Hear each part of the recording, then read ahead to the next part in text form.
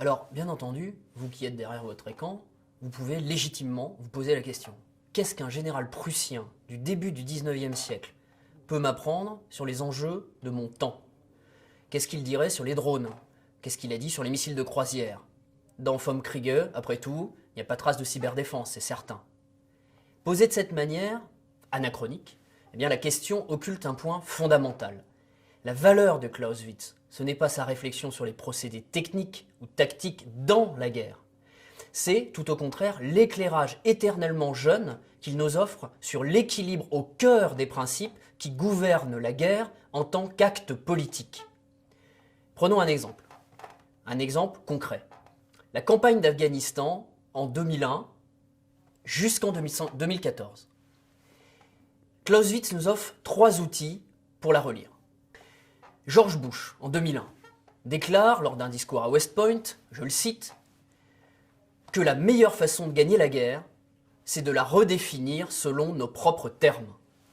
Ce qui veut dire, à ce moment-là, suivant les préceptes de ce qu'on appelle la RMA, la révolution dans les affaires militaires, eh bien, il veut dire qu'il suffit de compter sur la supériorité technologique et informationnelle évidente des États-Unis pour imposer une solution.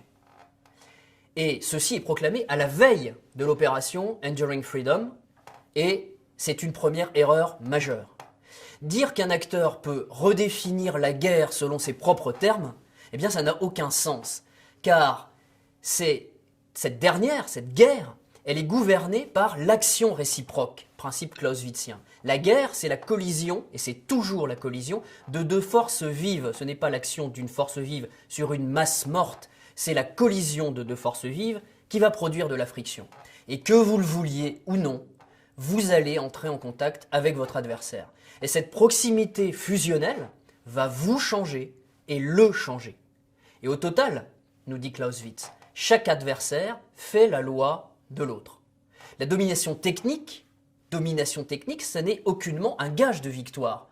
On est dans un duel de volonté avant d'être dans un duel de matériel.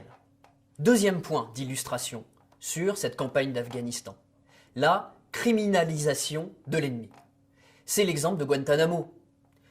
Or, la guerre étant interaction, Wechselwirkung, nier à l'autre toute forme de reconnaissance en faisant un ennemi coupable plutôt qu'un adversaire avec qui négocier, après bien sûr l'avoir vaincu, eh bien ça aboutit à bloquer cette interaction.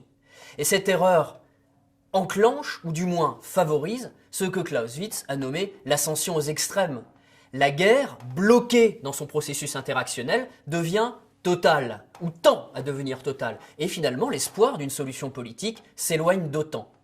Les Américains, après avoir déclaré vouloir faire la guerre au terrorisme, se sont rendus compte, mais il a fallu attendre la présidence Obama, que faire la guerre à un mode d'action, parce que qu'est-ce que le terrorisme sinon un mode d'action, eh bien ça n'avait pas de sens. Ce n'est pas un concept que l'on fait la guerre, mais il y a des hommes enracinés dans une culture, dans un espace-temps complexe, qu'il va falloir comprendre, qu'il va falloir combattre, mais le combat étant une forme de socialisation, eh bien avec qui il va falloir négocier politiquement pour sortir de la guerre, qui n'est qu'une parenthèse. Donc, définir l'objectif en des termes moraux absolus, eh bien c'est se condamner à une non-limitation temporelle de l'action. Et la coalition, malgré le courage remarquable et le travail extraordinaire de ses soldats, est restée plus longtemps que les soviétiques en Afghanistan. Le résultat politique, au bilan, est aujourd'hui relativement peu lisible. Autre concept clausewitzien en Afghanistan, intéressant pour une relecture de cette campagne, eh bien c'est celui de point culminant. Supposez que vous vous trouvez à Las Vegas. Vous êtes à une table de poker, cela fait 3 heures que vous avez une main heureuse, vous gagnez. Vous avez accumulé des jetons sur la table. Eh bien, à un moment donné, il va falloir prendre une décision. Et ce moment, vous allez le sentir intuitivement ou, alors, vous l'avez prédéterminé avant de vous asseoir. Eh bien, ce moment, c'est celui où il faut avoir le courage de quitter la table en empochant le gain que vous avez réalisé et en rompant volontairement le cycle gagnant. Dans le cas contraire, vous risquez en effet de dépasser le fameux point culminant de Clausewitz et de voir se retourner contre vous ce qu'il appelle, en un langage fleuri, eh bien, le glaive étincelant de la vengeance, c'est-à-dire la contre-attaque, le tour de la malchance et la perte totale de vos gains. Clausewitz ne jouait pas au poker, n'avait pas été inventé, en tout cas pas à ma connaissance, mais ce n'est pas sans raison qu'il a comparé, et je l'ai déjà indiqué, la guerre à un jeu de cartes. Où était le point culminant en Afghanistan? Kaboul est tombé en 2001 à la suite d'une campagne brillante qui a associé les effets de l'arme aérienne et une campagne éclair avec des éléments de force spéciale et l'aide à l'Alliance du Nord sur le terrain. C'est une victoire à ce moment-là, une victoire partielle mais significative, qui peut donc être proclamée. Or, décision a été prise, après la chute de Kaboul, de demeurer sur place en promouvant une transformation démocratique du pays, sans limite temporelle de l'action. Le point culminant, du moins on peut le juger d'une certaine façon, a été dépassé. Et la résistance s'est renforcée sur le principe de l'action réciproque. Et donc la possibilité de proclamer une victoire s'est peu à peu éloignée au fur et à mesure que la présence sur place de la coalition la faisait percevoir par les habitants comme une occupation. La leçon de tout cela, c'est que pour pouvoir engranger, c'est-à-dire déclarer ce qu'on appelle aujourd'hui une victoire, dans un monde stratégiquement instable, celui de la guerre irrégulière, eh bien il faut avoir la lucidité de se définir des objectifs initiaux relatifs et non absolus.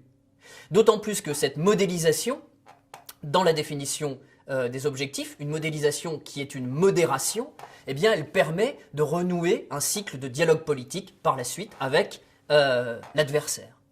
Dernier élément, eh bien, en laissant les militaires œuvrer dans des conditions extrêmement difficiles en Afghanistan, sans objectif réellement atteignable, objectif politique, malgré les trésors d'abnégation qu'ils ont déployés sur le terrain, eh bien, la direction américaine de la coalition a abouti à une situation où les responsables opérationnels, pour donner un sens à leur combat, eh bien, en sont arrivés à transformer un ensemble de modes d'action, la contre-insurrection, certainement adapté sur le plan opérationnel à la situation réelle, mais qui n'était qu'un ensemble de modes d'action, eh bien on a abouti à une transformation de cet ensemble de modes d'action en une politique spécifique, c'est-à-dire un retournement. L'outil a été pris pour l'objectif et pour la fin. Or, cette fin ne peut être que politique. On mélange donc deux ordres qui n'ont rien à voir l'un avec l'autre, ou plutôt, et plus précisément, qui doivent être subordonnés l'un à l'autre, la politique étant surplombante.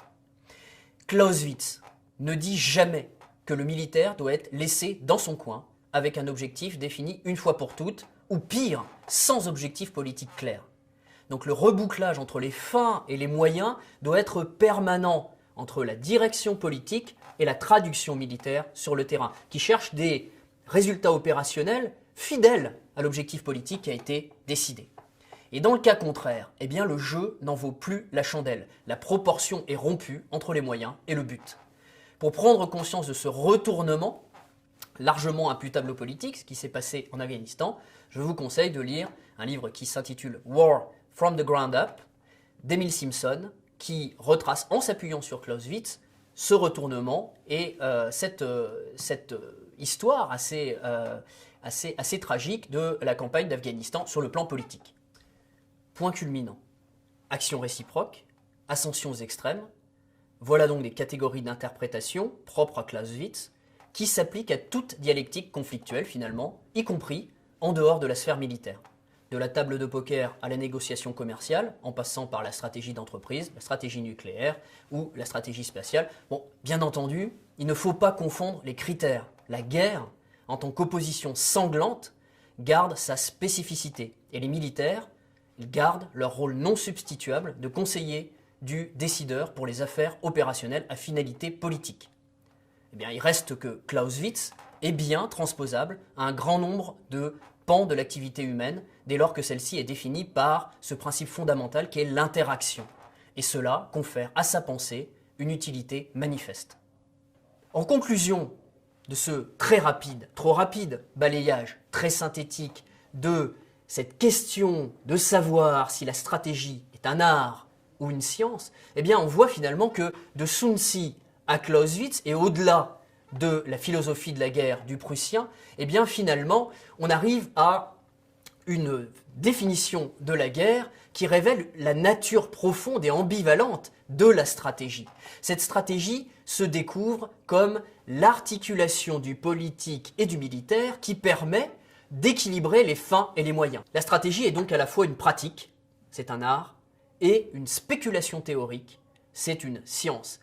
La meilleure définition de la stratégie qui a été proposée, eh bien, c'est sans doute celle du général français André Beaufre. La stratégie, c'est l'art de la dialectique des volontés, utilisant la force pour régler leurs conflits.